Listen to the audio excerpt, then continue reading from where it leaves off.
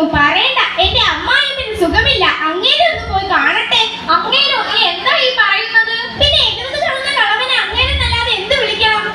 ഈ പ്രായമാകുമ്പോൾ നിന്റെ മക്കളും നിന്നെ ഇങ്ങനെ തന്നെ വിളിക്കും. ഒന്ന് പോടി. എന്റെ മക്കളുടെ സ്നേഹം കാണണമെങ്കിൽ നീ എന്റെ യൂട്യൂബ് ചാനൽ കയറി കണ്ടാൽ മതി, അപ്പൊ നിനക്ക് മനസ്സിലാകും. പണ്ടൊക്കെ സ്നേഹിക്കുന്നത് കാണണമെങ്കിൽ വീട്ടിൽ വരണമെന്നാണ് പറയുന്നത്. ഇപ്പോൾ എന്തായാലും കൊള്ളാം. പിന്നെ എന്റെ യൂട്യൂബ് ചാനൽ കയറുകയാണെങ്കിൽ ഒന്ന് ലൈക്ക് സബ്സ്ക്രൈബ് ചെയ്തേക്കണേ. അതൊക്കെ പോട്ടെ, നിന്റെ ഭർത്താവ് വരുന്നില്ലേ നിന്റെ വാപ്പയെ കാണാൻ?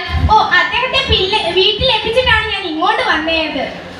അതൊക്കെ പോട്ടെ, അദ്ദേഹം എന്താ വരാത്തത് വാപ്പയെ കാണാൻ? ഒരാഴ്ച മുന്നേ പോയി കണ്ടതാ, പിന്നെ ഇതിനെ എപ്പോഴും പോയി കാണുന്നത്?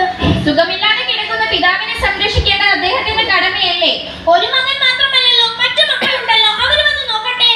നാളെ നമ്മുടെ അവസ്ഥയും ഇത് തന്നെ ആയിരിക്കും. നമ്മൾ ചെയ്യുന്നത് നമ്മുടെ മക്കളും ചെയ്യും.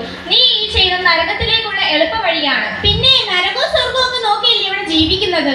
നീ എല്ലാവരുടെയും കാര്യം നോക്കണ്ട, നീ നിന്റെ കാര്യം മാത്രം നോക്ക്. ഇവിടെ അനുഭവിക്കുന്നത് കൂടുതൽ മറ്റെന്തനുഭവിക്കാനാ? ഫിദ, ഇതൊന്നുമല്ല ജീവിതം. ഇവിടെ അനുഭവിച്ചു കൂട്ടുന്നതിൽ കൂടുതൽ നമ്മൾ ആഖിറത്തിൽ വെച്ച് അനുഭവിച്ചേ മതിയാകൂ.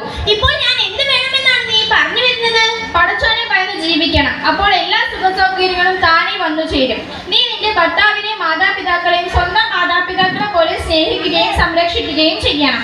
അപ്പോൾ നമ്മുടെ മക്കൾ നമ്മളെ കണ്ടേ പഠിക്കുകയുള്ളൂ. ഓ, ഇപ്പൊ ഇതൊക്കെ കേട്ടപ്പോൾ എനിക്ക് നന്നാവാൻ തോന്നുന്നു. ഇനി ഞാൻ പോയി എന്റെ ഭർത്താവിനെയും മക്കളെയും കൂട്ടി വാപ്പയെ കാണാൻ പോകട്ടെ. എങ്കിൽ ശരി. അസ്സലാമു അലൈക്കും. വഅലൈക്കും അസ്സലാം. ഈ സംഭാഷണത്തിൽ നിന്ന് നിങ്ങൾക്ക് എന്താണ് മനസ്സിലായത്? മുതിർന്നവരെ ബഹുമാനിക്കുകയും മുതിർന്നവരെ മാതാപിതാക്കളെ സംരക്ഷിക്കാനും സ്നേഹിക്കാനും പറ്റുക. അസ്സലാമു അലൈക്കും വറഹ്മത്തുള്ളാഹി തആല വബറകാതുഹു. ഇതോടുകൂടി സീനിയർ വിഭാഗം